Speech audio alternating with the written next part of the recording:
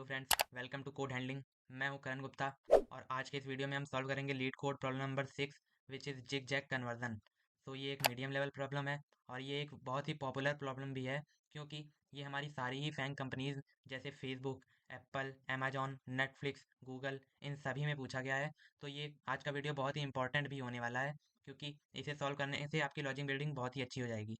सो पहले प्रॉब्लम को समझ लेते हैं, फिर हम कोड की तरफ आगे बढ़ेंगे।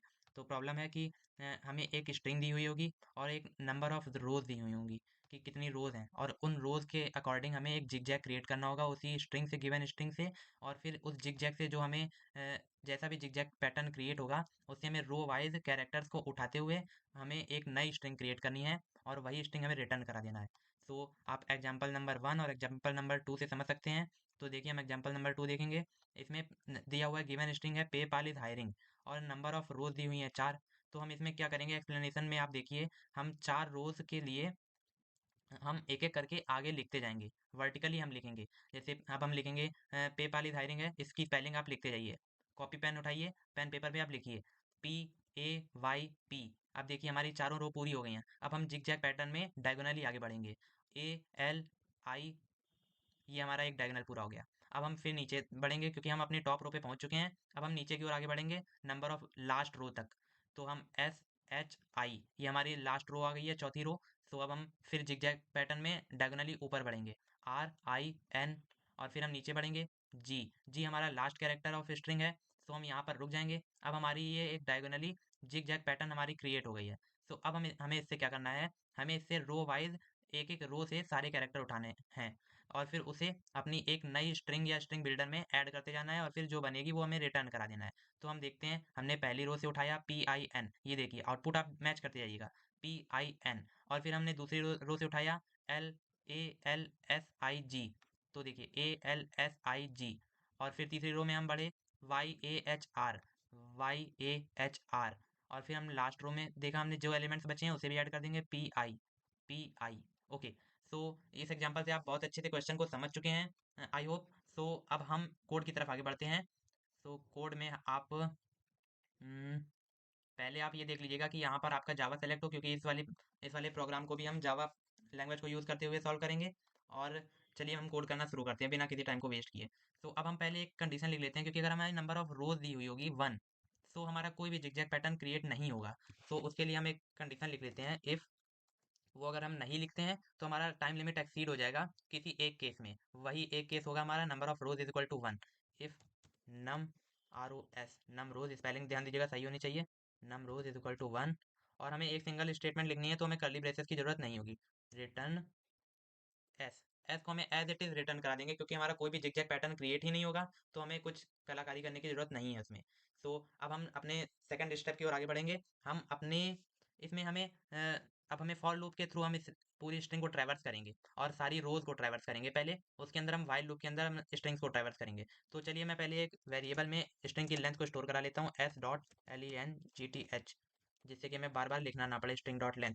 अब हम क्या करेंगे, अब हम एक स्ट्रिंग बिल्डर क्रिएट कर लेंगे to store the result which we need to return. So एक हम स्ट्रिंग बिल्डर क्रिएट करते हैं, स्ट्रिंग बिल्डर। अब आप बोलेंगे स्ट्रिंग बिल्डर ही क्यों, अब हमें स्ट्रिंग रिटर्न करनी है, तो हम स्ट्रिंग क्यों ना क्रिएट कर लें। सो वो भी हम कर सकते हैं, but string builder memory efficient होता है, क्योंकि हमारी अगर हम स्ट्रिंग को यूज़ करेंगे तो हमारी बार बार जब जब हम उसे अपडेट करेंगे तब तब एक नई मेमोरी एलोकेट होगी। सो हमारा स्पेस लिमिट एक्सीड होने के चांसेस हैं।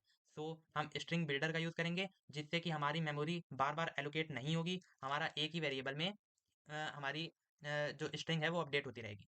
सो string builder S B is equal to new, new object create करेंगे इसका हम, STRINGBUILDER, न्यू स्ट्रिंग बिल्डर। ये हमने क्रिएट कर लिया है।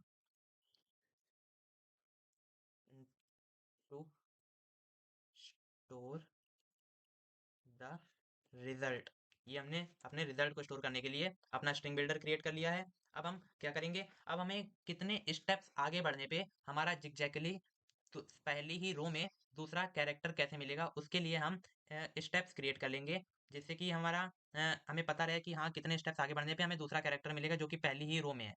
सो उसके लिए हम क्या करेंगे, int step is equal to, steps हम कैसे फाइंड करेंगे, टू इंटू नम रोज, नम रोज ही है ना, -1। सो 2 × num rows -1 करने पर हमारा जो भी आउटपुट मिलेगा वो हमारे स्टेप्स होंगे कि कितने स्टेप्स आगे बढ़ने पर हमें अपना अगला कैरेक्टर मिलेगा करंट रो में ही। सो इसमें मैं और इंटर ले लेता हूँ जिससे कि और नीट एंड क्लीन दिखाई दे आपको। सो अब हम अपना फॉर लूप लिखेंगे। किसके लिए? फॉर लूप हम लिखते हैं हमेशा रो के लिए। आपने मेरी पिछली वीडियो देखी होंगी तो आपको अब तक पता चल गया होगा, हम हमेशा पहला फॉर लूप रोज के लिए अपने लिखते हैं। Int I is equal to 0, I is less than, अब हमारी रो कितनी है, हमारी रो गिवन है यहाँ पर नम रोज। सो हम यहाँ पर भी नम रोज ही लिख देता हूँ, num ROWS and i plus plus. Okay, ये हमने अपना फॉर लूप लिख लिया है। To traverse the row, to traverse the rows. Okay, so अब हम इसके अंदर क्या करेंगे, हम इसके अंदर एक वेरिएबल डिफाइन कर देते हैं अपना इंडेक्स को लिखने के लिए। ये हमारा जो है, ये हमारा इंडेक्स ही होगा, ये जौन सा भी फॉर लूप चल रहा होगा। While if int index is equal to I. Okay, अब हम वाइल लूप अपना यहाँ से लिखेंगे अपनी स्ट्रिंग को ट्रैवर्स करने के लिए। While index is less then, हमारी स्ट्रिंग की लेंथ हमने डिफाइन कर रखा है एक वेरिएबल में n। ओके, तो हमने अगर हमारी इंडेक्स लेस देन n है, यानी कि अगर वैलिड इंडेक्स है, तो फिर हम उसे अपना अपेंड करा देंगे एस बी डॉट अपेंड। ये हमारा अपेंड स्ट्रिंग बिल्डर का फंक्शन होता है, एक मेथड होता है जिससे कि हम अपने नए कैरेक्टर को ऐड कर सकते हैं at the last index.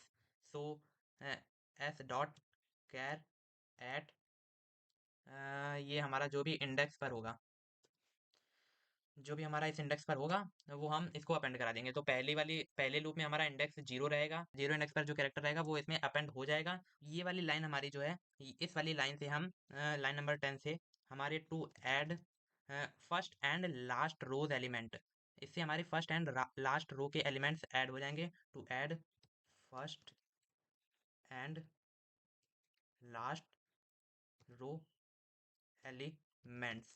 Okay, so हमारी फर्स्ट एंड लास्ट रो के एलिमेंट्स इस वाली लाइन से ही ऐड हो जाएंगे। बट मिडिल रोज के एलिमेंट कैसे होंगे? मिडिल रो के एलिमेंट्स को ऐड करने के लिए हम इधर कंडीशन एक लिख लेते हैं, if I does not is equal to, अगर हमारी पहली रो नहीं है यानी कि 0 0 नहीं है, एंड इस पे दे देता हूँ, i does not is equal to num rows -1।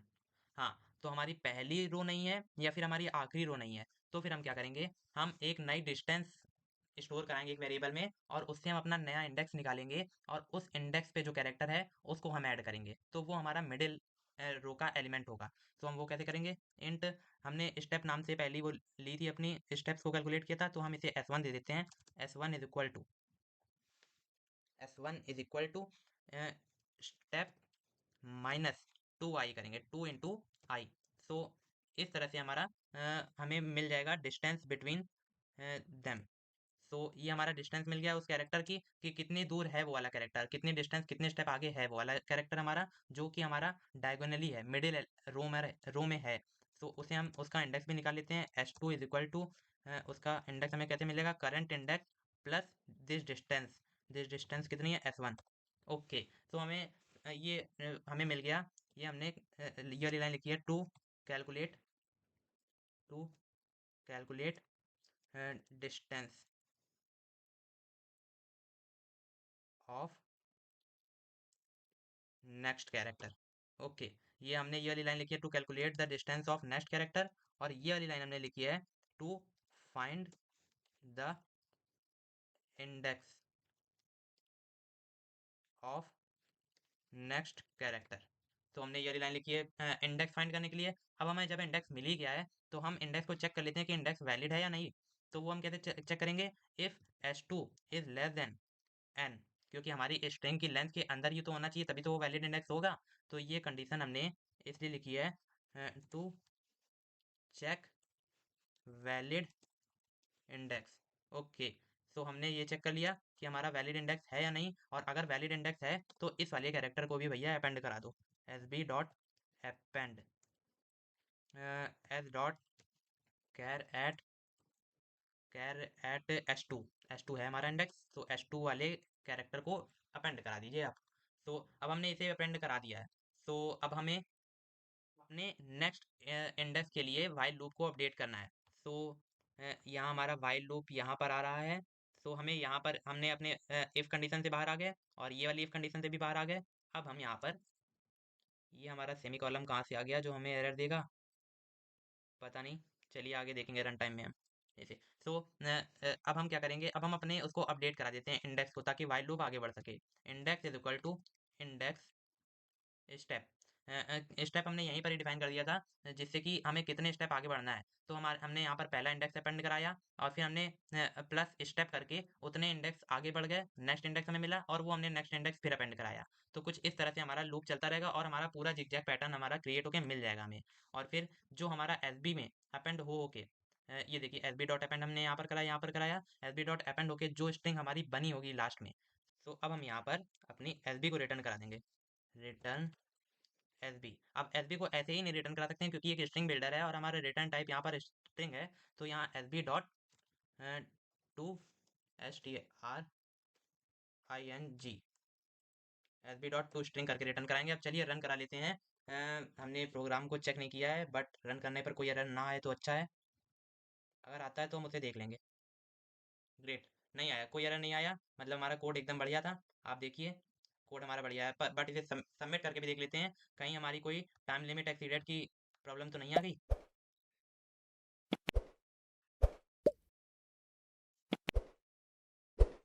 तो कॉन्ग्रेचुलेशंस, हमारा ये सक्सेसफुली सबमिट भी हो गया है। सो आपने एक फैंग कंपनी में पूछा गया प्रॉब्लम भी सॉल्व कर लिया है। बट अगर आपको इसमें कोई भी इशू रह गया हो, कोई भी डाउट हो जो ना समझ में आया हो, तो आप कमेंट सेक्शन में मुझसे पूछ सकते हैं, मैं डेफिनेटली आपको रिप्लाई करूंगा। चलिए मिलते हैं नेक्स्ट वीडियो में, तब तक के लिए हैप्पी कोडिंग, बाय बाय।